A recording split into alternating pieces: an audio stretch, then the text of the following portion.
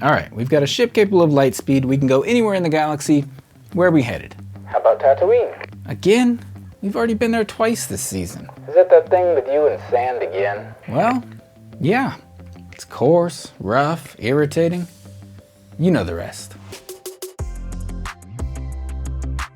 Hello all, I'm Josh, this is Josh Builds Stuff, and today we're taking a trip back to one of our all-time favorite planets. It's Tatooine, because today we're talking about the brand new LEGO Star Wars set, Trouble in Tatooine. This set was just released in January 2021. It contains 276 pieces, is suitable for ages 7+, and it costs $30 here in the US.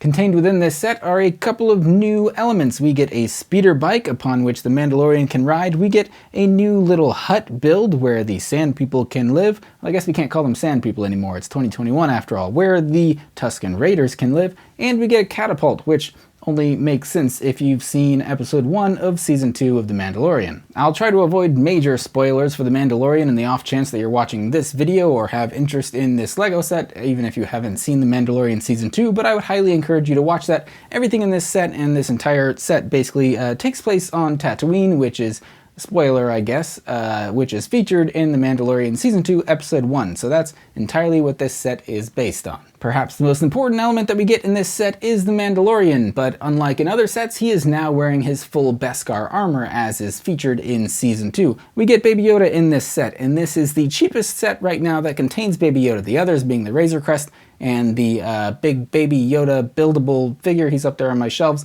Those sets both contain Baby Yoda as well, or Grogu. I don't know what I'm going to call him. I haven't decided yet, but those sets both contain this same mini baby figure, whatever you want to call it.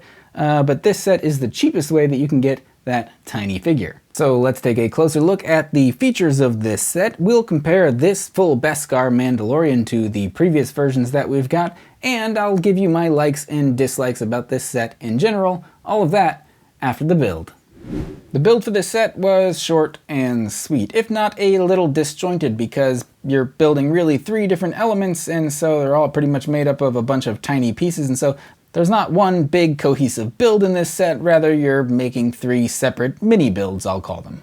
Really though, at less than 300 pieces, you could complete this whole build in, I don't know, 30 or 40 minutes, which conveniently is just enough time to watch episode 1 of season 2 of The Mandalorian, so that works out well.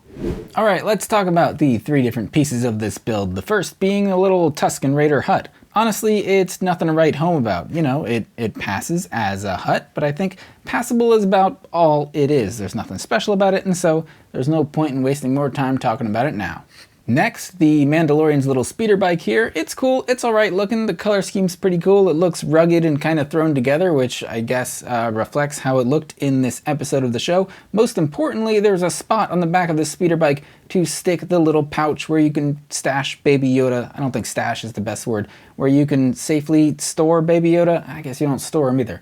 I don't know, where you can safely and comfortably harness Baby Yoda onto the back of the speeder bike so that everyone can ride comfortably and in a little bit of style.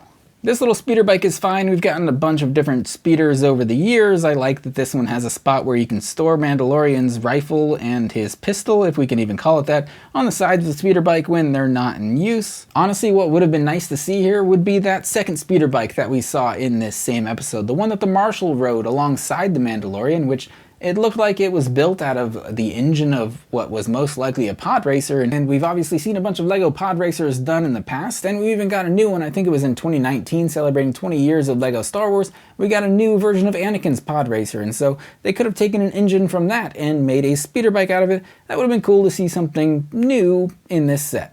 The catapult that we got in this set, or I guess it's a giant crossbow, I don't know what you'd call this thing, like a big ancient medieval looking machine of war. I think we saw something very similar in the end of the Game of Thrones season where they're shooting these things at the dragons, but this was made to, I guess, also catch a dragon. So in that case, I guess this is fitting.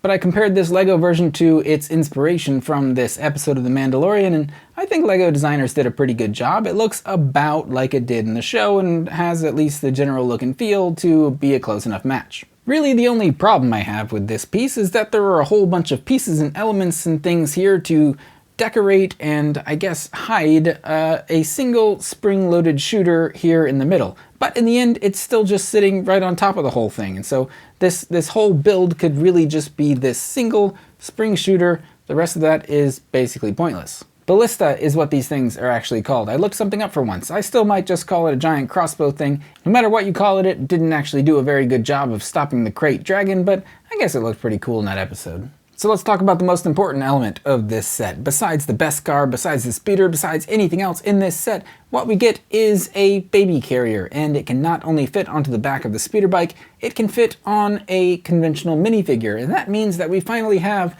the Mandalorian holding Baby Yoda on a baby carrier and a pouch on his front.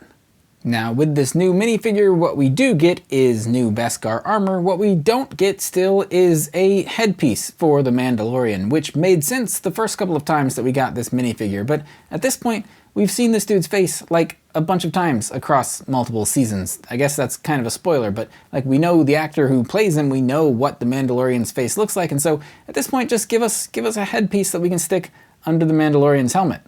And one last thing before we get to the Beskar is that we get a couple of accessories with this Mandalorian minifigure. We get his long disintegration type rifle, which is the same as a version which we've gotten in other sets, and we also get his pistol in this set. However, his pistol is nothing impressive or worth writing home about. It's not like a custom molded gun piece. It just looks like a handle piece that we've gotten, and I guess it's been used as pistols before, but even so, it would have been nice to see a new updated version of a revolver-like weapon that a minifigure could hold.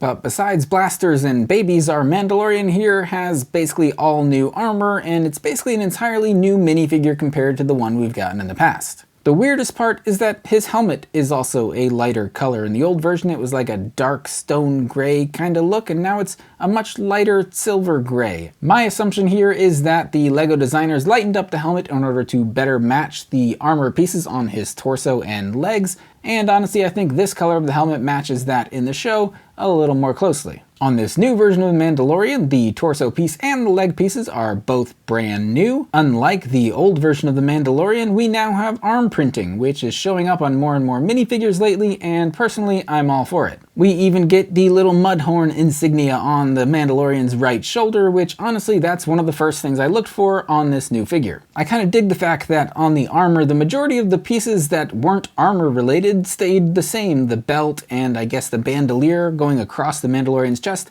those pieces are mainly the same. The only things that really changed here is the armor color itself, and I guess his undershirt, his tunic, I don't know, the rest of him is a darker brown now, which I think better contrasts the lighter armor on top. The new minifigure's legs here are also, as far as I know, new to this set. They're a darker color, which better matches his torso, and obviously his two armored pieces across his thighs in this case are shiny Beskar. My final thoughts on this set, honestly, it's just okay in my opinion. This was the set that I guess I was the most excited about in the latest Star Wars line, but it honestly feels like kind of a weak new Star Wars line. We get an X-Wing, which we have plenty of, we get a TIE Fighter, which we also have plenty of, and a new Microfighter, which isn't new at all because we've had Millennium Falcon Microfighters before. But like I said, this set was kind of my most anticipated of the LEGO Star Wars line, and yet I'm whelmed by it. It's just okay though. None of the individual elements in this set are bad necessarily, but I'm not going to display it, I'm not going to put it on my shelves, and I'm probably not going to play with it a whole bunch. My 3-year-old, however, really enjoyed shooting the ballista at Captain America as a mech in this case, which he has a big shield, so that kind of worked out really well. The full Beskar minifigure is great, but honestly he's the best part of this set, so is it worth it to you to pay $30 to get that new minifigure? That's a decision that only you can make. So my final thought, is this set worth $30? Sure. I mean, that's kind of a decision you'll have to make for yourself, but $30 isn't a crazy amount of money. This set is decent for that price, but really it makes me more excited for the prospect of future Mandalorian sets, just to see what it is LEGO comes up with. That being said, let me know what you think about this set, and let me know what other Mandalorian themed sets you think LEGO could come up with, and I'd love to hear about all of those in the comments down below. As always, thank you so much for watching. I hope you enjoyed this video. If you did, be sure to like, subscribe, and tell your friends. Again, thank you so much for watching. We'll see you next time. Okay, so we've got one adult and one child traveling to Tatooine. Is this business or pleasure? tasked with returning a creature of unknown origin to the Jedi, but you might have some Mandalorian trouble to deal with along the way, I'm going to select business. And the names and ages of both passengers. 50. Okay. Jarin, is that D-J-A-R-I-N? Okay, got it. Grogu, G-O-U. Okay, thank you. And you are this child's father. Very good, thank you. That's so sweet. Okay, I think you're all set. Enjoy your flight. Bye-bye now.